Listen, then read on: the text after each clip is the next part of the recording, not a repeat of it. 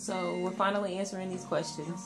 Finally. We answered them at first, but video camera issues. Don't worry about it. We got this one now. Right. So the first question is, could we explain what it means to be gay to us and further talk about the labels we place on others? So first, what it means to be gay. To be a lesbian, I mean, to love women, to love outside of boundaries. Honestly, I feel it's a lifestyle, all encompass lifestyle. I mean, you learn to love at a capacity that the same as maybe even a heterosexual couple might love, but just amongst two women or two men, or however you view it. Pretty much the same thing that Babe said. To me, being gay is all about love and acceptance. I mean, to me, that's what the LGBT community is supposed to stand for, which doesn't really occur, clearly. Sometimes. But that's what I think it means. As far as the labels, I think the labels are a bit ridiculous. Labels are overrated. I never really got into labels until I got into a relationship. I just knew I loved women. And I was gay. Not in this one. She don't have to deal with that with me because I don't give a shit. Yeah. We don't conform to those things. We don't set into those are limitations we place on ourselves in gay communities. Like I don't get it. Mainly the black gay communities. I don't really. That stigma of like, because I wear Levi jeans, I have to be a stud. Like, come on, man. I mean, I just like to be comfortable. Yes, I like men's clothing, but I'm about as feminine as they come. I got a hickey on my neck. At least we know who put it there, right? Oh, so. But yeah, labels are overrated. I really wish people wouldn't conform to just labels. I mean, a label doesn't make you a person. It kind of puts you in a category and limits you to what people think you should be. And I'm not about to have somebody limit me. I mean, I'm already a black lesbian. That's enough of a label for me. I don't need to be labeled anything else. I'm good with that. And then a short haircut, everybody think we studs. Yeah. Or we're twins now. I mean, I know that's a big deal with y'all. Y'all think we twins. We're really not. But, you know. Like, we're not. We're not. But, okay. It's all. Alright, the next question was, in our opinions, what's the key in making our relationships last?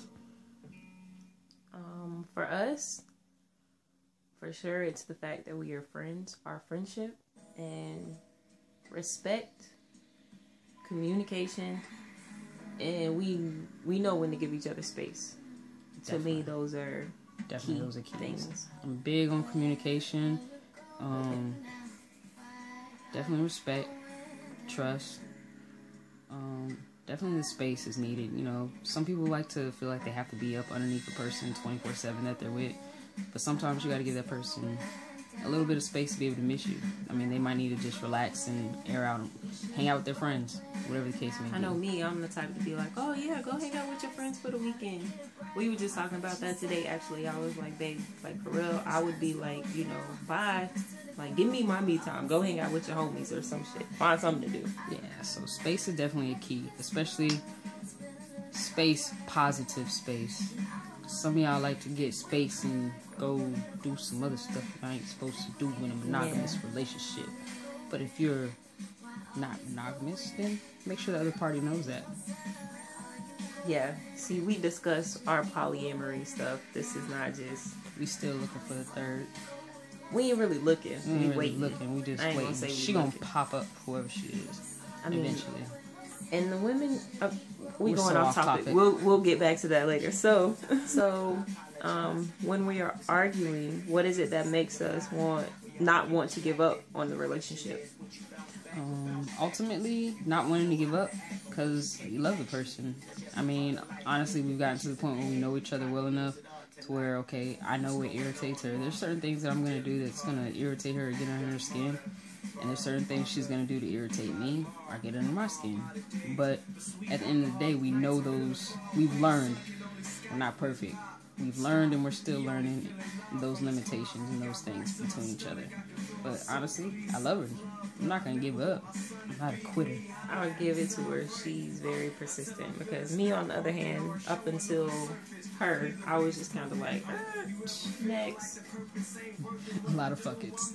Yeah, that was my favorite thing to say. But I mean, because of my dating history and the things that I've been through, my tolerance level was just very minimal, and it was just kind of like if I'm seeing something that I've seen before, it's kind of like I'm good.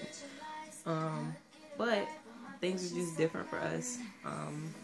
So we haven't really argued since we worked on our communication and trust. Growing pains. It has to be something you're willing to work on. If it's something you really want and it's something you really see having a future in, then it's definitely something you have to have patience with. It's gonna take time. Everybody's not perfect, but you go through growing pains, you know. It's how many growing pains you're willing to sit through to make it work or make it last. We've gone through a few. I was blessed to get this one, let me tell you, because man, I know I was a lot to deal with, and she stuck it out. Yeah, so she's too beautiful. Y'all can't have her unless it's all three of us.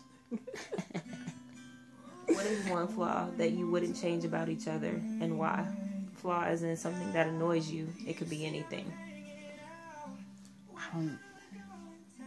Flaw that annoys me. She doesn't really annoy me lately. Lately. You caught that. Asshole.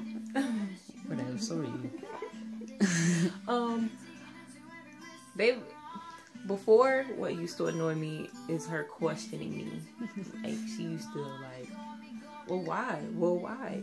Like, if I would tell her the sky was blue, well, why is the sky blue? And on what day did the sky turn blue? And who told you that the sky was blue? And how do you know that? And where did you get your research? And why did you decide to research it? Did you know I was going to ask you that question? Like, I just need clarity. Maybe it's a Pisces thing. I really don't know. But me as a person, I needed clarity, I guess. These days, I don't even give her the opportunity to ask me anything. I usually try to let her know what's happening. I keep her in the know, so that's where the communication got good at. We got better at communicating and knowing what each other needed versus just what one person needed or wanted. Mm-hmm. But flaw. Babe can be rude, I think. That's one of her flaws. I think I tell her all the time, ever since I've met her, I've been telling her that she's rude. Because I'm a Southern girl, and I grew up with a lot of manners. I grew up saying yes ma'am, no ma'am. No, but it's different. You know what I'm saying? Like, the way I grew up, I'm sure, was completely different from the way you grew up, because I'm from the South. So Southern hospitality. Right. That's why I love a Southern girl. Right. And they can cook. I'm a fat kid at heart. Fatty. I'm still thinking of a flaw. I don't know one yet. What would you say? Maybe initially my lack of communication? The lack of communication initially would annoy me, because it felt like I would be asking questions to try to pull information from you. Like, please tell me. I want to know. Come on, help me out. I'm an Aries, so it was like Fort Knox, bruh. Nope. Yeah, it wasn't happening. It was not happening. I think that was one of the main things that used to bother me, or annoy me. But I can't really think of anything else that really annoys me. Oh, when she gets into a deep sleep, she'll spread eagle across the whole bed and push me in a corner. There you go. That annoys me. We gotta get a Cali King. We already discussed that this morning. We're in a queen right now. Because when we get tired and get sleepy and really get knocked out, we'll both be spread across the world. We need a king. And her legs are long, so that annoys me, I guess. But it doesn't annoy me like bad. But you like me having long legs because you keep my feet warm. Never mind. Hey. We haven't gotten into those questions. Y'all ain't asked the real ones. Okay. Alright, what was our first encounter like? And who approached who first? And how do we deal with the distance? I'm gonna let her tell you about the first encounter.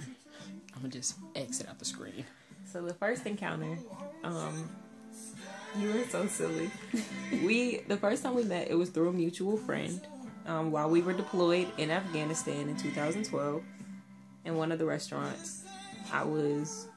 It was so weird. I was having a conversation with my ex at the time about why we couldn't be together, and she was at the table right next to me.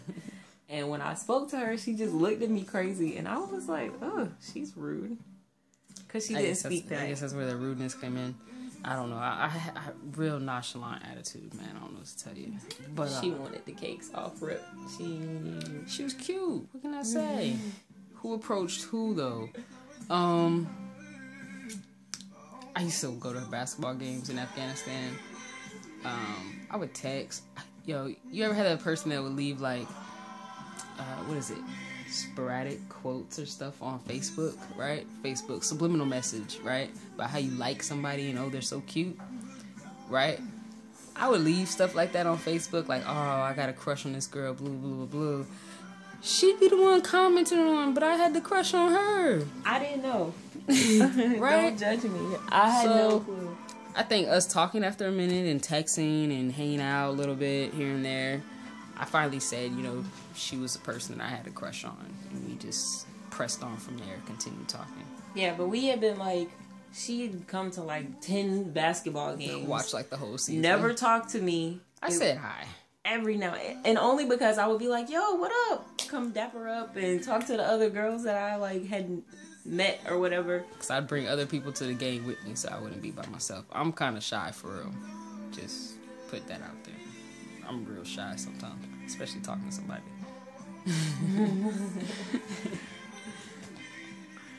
How do we deal with the distance? It's rough. Because I'm a brat. I hate distance. Man. Distance is hard. But especially when you want to be with somebody. Like, when you actually want to be with someone, and you want to be like this, I can go for this every day. Coming home from work and having somebody wrap their arms around you and just love on you like work was not rough.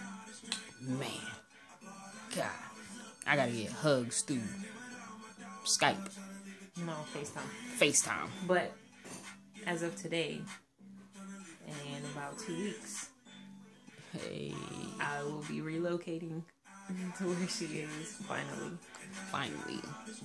Yeah, finally. I can't take the distance anymore. Like, I want to be with her on an everyday basis at this point. So it's like, man, she can't move, and at this point, I can. So we gonna make it work.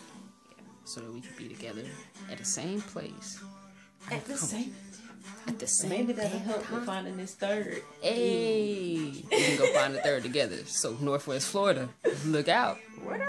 We coming for you. Close to Alabama. Close to New Orleans. Alabama, New Orleans, Atlanta. Ooh.